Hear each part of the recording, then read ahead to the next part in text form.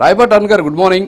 So ఓవరాల్గా ఏంటి అసలు కూటమి ప్రభుత్వం ఏమో భారీ ఎత్తున పెట్టుబడులు తీసుకొస్తున్నాం అని చెప్పేసి చెబుతోంది. ఆ పెట్టుబడులు పెట్టేటటువంటి కంపెనీలకు ఇచ్చేటువంటి భూములను అడ్డుకునేటటువంటి కుట్ర జరుగుతోంది. దీంతో పాటు క్రెడిట్ కోసం కష్టాలు పడుతూ ఉన్నటువంటి పరిస్థితి. అసెంబ్లీలో ఏమో స్టేటస్ ఇవ్వాలని చెప్పేసి జగన్మోహన్ రెడ్డి గారు అడుగుతారు, ప్రజలు ఇవ్వకపోయినా. ఇక్కడ క్రెడిట్ చంద్రబాబు నాయుడు లేకపోతే మనం తీసుకొచ్చిన క్రెడిట్ ఇవ్వకపోయినా నాకెందుకు క్రెడిట్ ఇవ్వట్లేదు అంటే ఏంటి అసలు ఆ బాధ ఏంటి, ఆ ఆందోళన ఏంటి, ఏమై ఉండొచ్చు అంటారు? ఓవరాల్గా అసలు ఏం జరుగుతుంది రాష్ట్రంలో? ప్యానెల్లోని పెద్దలకి, మీకు వీక్షకులకి నమస్కారం సార్. కూటమి ప్రభుత్వం వచ్చి ఈ సంవత్సరన్నర కాలంలో ఇప్పటి వరకు కూడా నిరంతరం వీళ్ళు ఎన్ని రకాలైనటువంటి బ్యాడ్ ప్రోపగాండా చేస్తున్నప్పటికీ కూడా కేవలం పెట్టుబడుల వేటే లక్ష్యంగా, ఉద్యోగాలు కల్పనే లక్ష్యంగా, ప్రజలకు ఇచ్చినటువంటి హామీలు నెరవేర్చేదానికి ముందడుగు వేస్తూ ప్రతి ఆలోచన అదే విధంగా చేసుకుంటూ వెళ్తున్నారు సార్. ఇందులో కూటమిలో ఏ పార్టీ కూడా ఇందుకు తగ్గట్లేదు, ఏ నాయకులు కూడా వెనకడుగు వేయట్లేదు. 3 పార్టీల నుంచి ఉన్నటువంటి అధినాయకత్వాలు, కేంద్ర ప్రభుత్వ సహకారం కూడా అదే స్థాయిలో రాష్ట్రానికి అందిస్తూ ఉంది. ఇప్పటి వరకు 7.85 లక్షల కోట్ల పెట్టుబడులను ఆంధ్రప్రదేశ్ కి ఆహ్వానించడంలో కానివ్వండి, 5,41,700 ఉద్యోగాల కల్పనలో ముందడుగు వేయటంలో కానివ్వండి, గూగుల్ డేటా సెంటర్ లాంటి పెద్ద టర్నింగ్ పాయింట్స్ లాంటి వ్యవస్థలను రాష్ట్రంలో ఏర్పాటు చేయడానికి ఒప్పందాలు కుదుర్చుకోవడం కానివ్వండి, ఇలా ప్రతి అంశంలో కూడా నిరంతరం ముందుకు వెళ్తూనే ఉంది కూటమి ప్రభుత్వం ఉద్యోగాల కల్పనలో. ఎందుకంటే ఈ రోజు రాష్ట్రంలో ఉన్నటువంటి సమస్య పెద్ద ఎత్తున నిరుద్యోగం.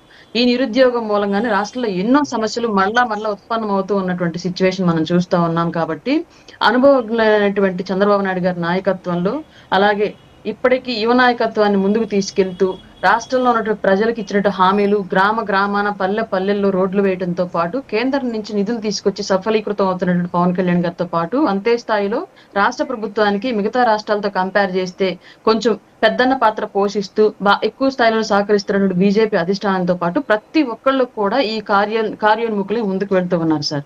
ఇది ఎట్టి పరిస్థితుల్లోనూ రాష్ట్రం అభివృద్ధి జరిగితే మరలా వైసీపీ అనేటువంటి పార్టీని ప్రజలు ఆదరించడానికి సిద్ధంగా లేదు. ఇప్పటికే ఘోరమైనటువంటి పరాభవం వాళ్ళకి అప్పచెప్పారు. కాబట్టి మరలా ఇవన్నీ కూడా జరగనిస్తూ ఉంటే ఎట్టి పరిస్థితుల్లో కనీసం గ్రామ స్థాయిలో నాయకులు కూడా కరువైపోతారు అన్నటువంటి భయం పట్టుకున్నటువంటి జగన్మోహన్ రెడ్డి అండ్ టీము ఏ వ్యవస్థ రాష్ట్రంలోకి వచ్చినా, ప్రభుత్వం ఎలాంటి పెట్టుబడులు తేవడానికి ముందుకు వచ్చినా అది తప్పు.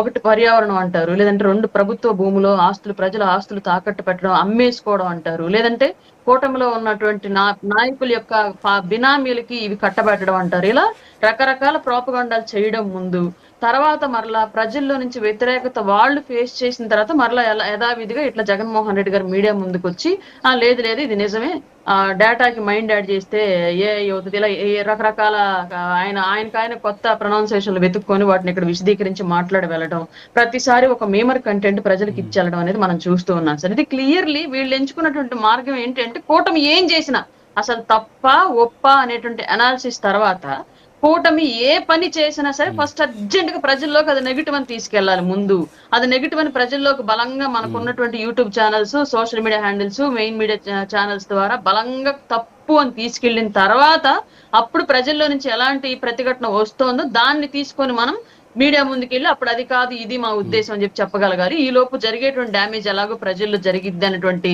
కుట్రపూరితమైనటువంటి రాజకీయ వ్యవహార శైలినే వైసీపీ అనుసరిస్తోంది. కాబట్టి అందులో భాగంగా ఇట్లాంటి మాటలన్నీ కూడా మాట్లాడుతూ ఉన్నారు సార్.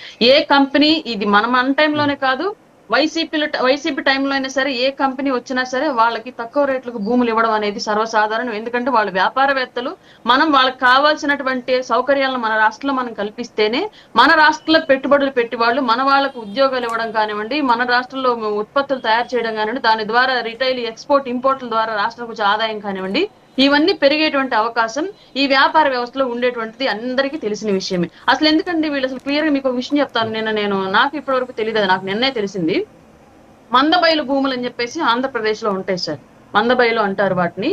ఆ భూముల్ని జనరల్ గా ప్రభుత్వానికి సంబంధించిన అంశాలకు మాత్రమే వాడుకుంటారు దేనికైనా సరే. కానీ వీళ్ళు అసలు ఏకంగా వైసీపీ పార్టీ కార్యాలయాలకు మందబయలు భూములు ట్రాన్స్ఫర్ చేసుకున్నారు. వైసీపీ టైంలో ప్రజల ఆస్తులను పార్టీ కార్యాలయాలకు ట్రాన్స్ఫర్ చేసుకున్నారు. దాని ద్వారా మా జిల్లాలో ఒక 3 government employees, revenue department employees ఉద్యోగాలు కూడా పోయినాయి. ఆ విషయం నిన్న నాకు ఎందుకు తెలిసిందంటే మా ఊరు స్కూల్ కి గ్రౌండ్ లేదు.